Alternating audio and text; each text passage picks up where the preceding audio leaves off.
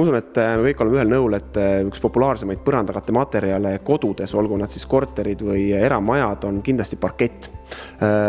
Parketi valik on üüratu, erinevat värvi, erinevaid materjale, erinevaid paksusi, erinevaid puite. Nüüd, kui parkett maas on, siis on järgmine küsimus, millised põrandaliistud paigaldada. Täna on moes minimalism, paljud kodud on väga minimalistlikud ja selliseid suuri põrandaliiste ei tahaks. Kuidas olukord lahendada? Oleme külas Hansa Flooris ja neil on tegelikult üks päris põnev uudis.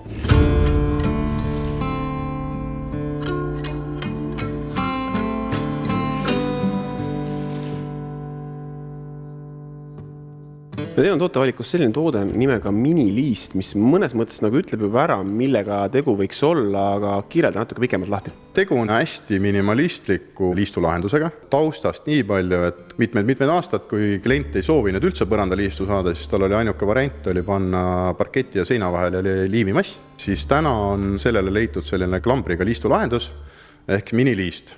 Ja see lõpetab siis parketi seina ääres väga korrektselt ära.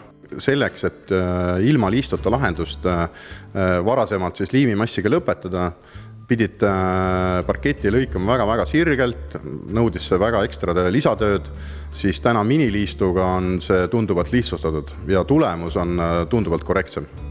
Miniliistu paigaldamisel, kui suur see vahe parketi ja seina vahel jääda võib ja millised kõikumised ta nii-öelda ära absorbeerib? Meil on kaks erinevat profiili. Üks on laiusega 16 mm põrandal, teine on laiusega 10 mm põrandal. Ühe liistu puhul on siis parketi seina vahel nõutav laius maksimaalselt 7 mm, teisel juhul 12 mm. No loomulikult nagu liistudega ikka on ka erinevad sellised värvilahendused. Ja, et antud juhul standardlahenduses on meil 6 tooni, aga oleme nüüd saanud tehasega kokkuleppel, et on võimalik värvida RAL-koodi järgi mis iganes tooni. Ehk kui sein on kollane, siis võite ka kollase liistu omal teha. Ehk siis teoorias saaks teha lahenduse, kus ei olegi aru saada, et mingisugune liist seal on visuaalselt? Visuaali mõttes jah, et kui liist on kas põranda või seina tooni, siis liistu peaaegu ei ole aimata.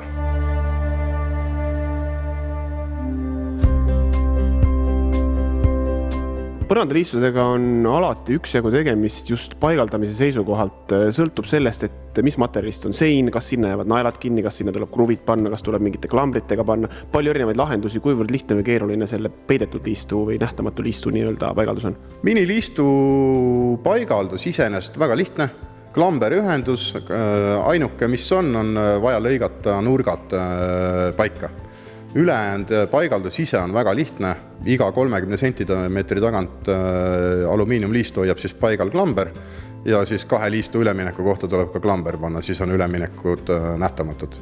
No see kõlab selliselt, et kui ühest liistust saab villand, siis võtta teine liist ja paari tunniga on toas hoopis teistsugune ilme. Põhimõtteliselt on võimalik neid liistusid vahetada, on võimalik panna uut tooni liistu, näiteks tapeeti vahetada, sa ei pea klassikalise liistu puhul, sa peaks liistu ära võtma, tapeedi uuesti panema, antud juhul siis võtad klambrist liistu lahti, paned uue tapeedi, paned liistu tagasi, väga lihtne, mugav lahendus. Täna näiteks hästi palju kasutatakse peitlengiga uksi, millel ukseliistu üldse ei kasutata, siis miniliist sellisel puhul on ideaalne lahendus, et ei ole sellist kobakat põrandaliistu sul.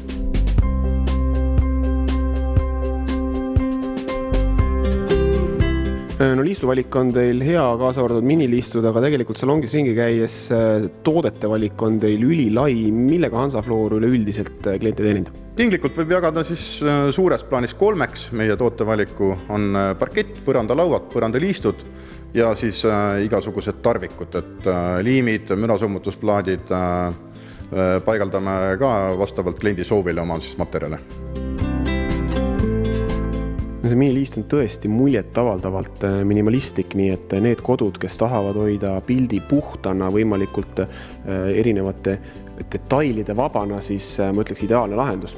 Aga Hansa Flooris on tegelikult meil rääkida veel paljustki, sest tootevalik on neil siin üüratult lai, sellest juba järgmisel korral.